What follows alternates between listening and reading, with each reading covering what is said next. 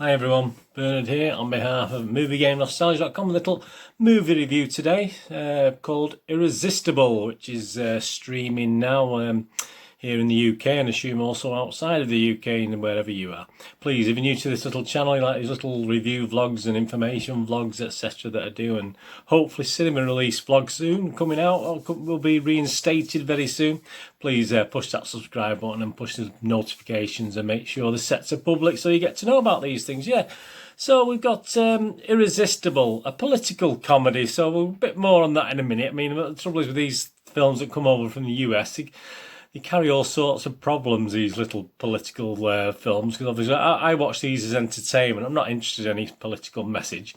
I'm just interested in whether it entertains me or not. And obviously, as we'll find out later when I go look through some of the little reviews that have already been put down there on places like Internet Movie Database, it causes problems, and you do get a lot of political fighting between obviously the parties in the US who obviously are sort of touched upon in these sort of films, and it is annoying for me outside of the US. I mean, obviously to me it's just entertainment, and I'm a million miles away in theatre politically wise, because it has no effect on me whatsoever.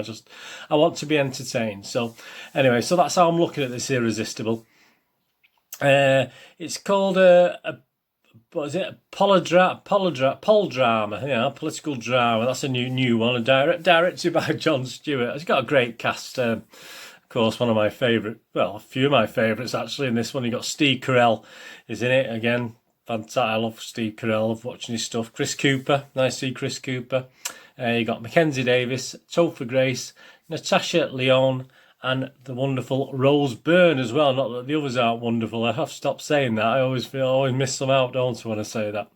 Yeah, and it's a Democratic political strategist works the campaign for a retired veteran's bid for mayor in a small right-wing Wisconsin town. So there you go. There's all the agonies and all the arguments over the pond about this sort of thing, the rights and wrongs of the political party, especially in the atmosphere at the moment, and obviously the atmosphere sort of around the world really with these sort of things. To be honest with you, is it any good? Well, Rotten Tomatoes, it's only getting a 41% positivity rate, which isn't great. That's a bit low.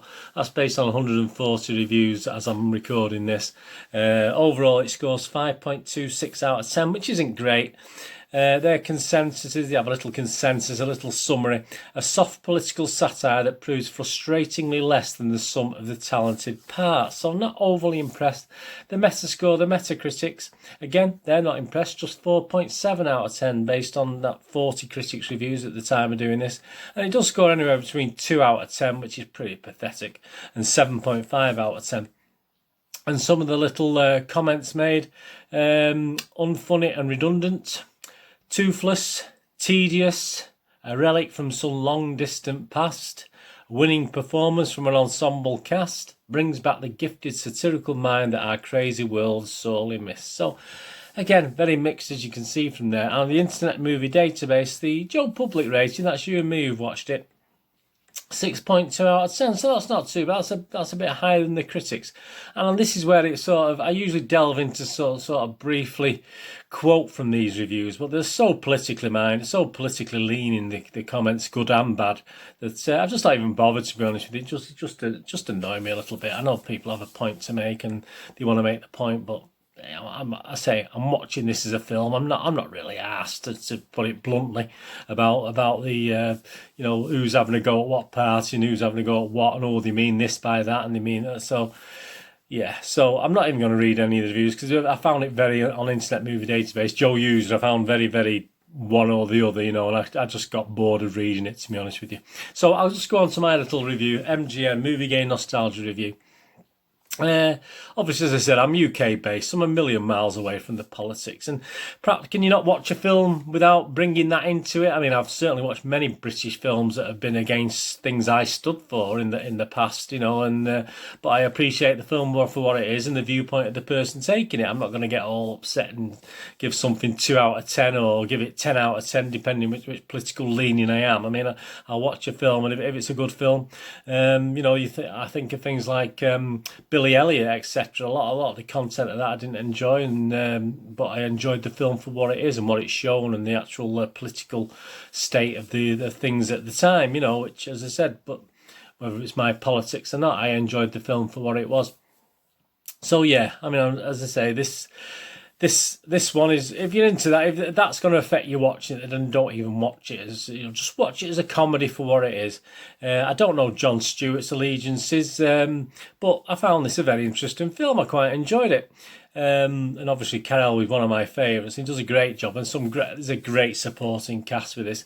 And it's not especially funny. It's not especially comedic or laugh out loud. Rose Byrne does a great job as well.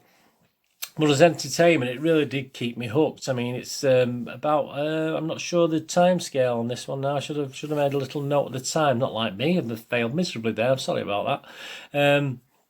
But obviously, it did keep me hooked. I think it was quite long. I think it was over an hour and a half, perhaps an hour and 45 minutes.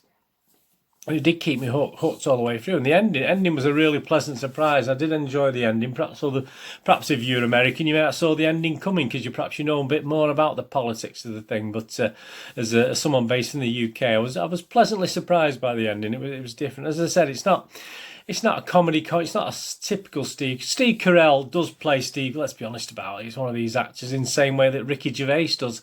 He sort of plays himself in different roles, if you know what I mean. If you understand what I'm getting at with that one, and I think Steve Carell does exactly the same. So if you like Steve Carell as a character and as a person, as an actor, then you'll probably like it. And I certainly did. As I said, he had a great cast with him. So I enjoyed it. I'm not going to go mad with the score, because obviously it could have been a little bit more quicker paced, but as I say, it didn't ever bore me. But I can imagine some people watching will get a little bit bored with it, to be honest with you. But I like a nice comedy drama and a nice people. I like the characters, and that's what's most important in these sort of films. If you can sort of have an affinity with the characters, then you're halfway there to enjoying it. My rating, well, I'm going to give it an MGN Movie Game Nostalgia rating of 6.5 out of 10, which is above watchable. Isn't the film's fantastic, but I was certainly wouldn't put you off streaming this. And when this comes out to buy, I will obviously let you know on my little information vlogs when it comes out to buy on DVD for you, or Blu-ray for you to keep, to buy and keep.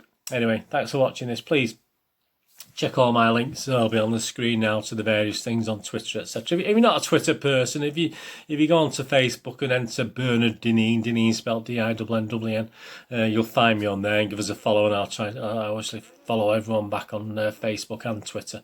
So if you can do that, that'd be great. Please, if you can have a couple of minutes just to check out my little website, moviegamenostalgia.com, that'd be much appreciated. Thumbs up to you. Even if you don't buy anything, footfall's very important these days, isn't it?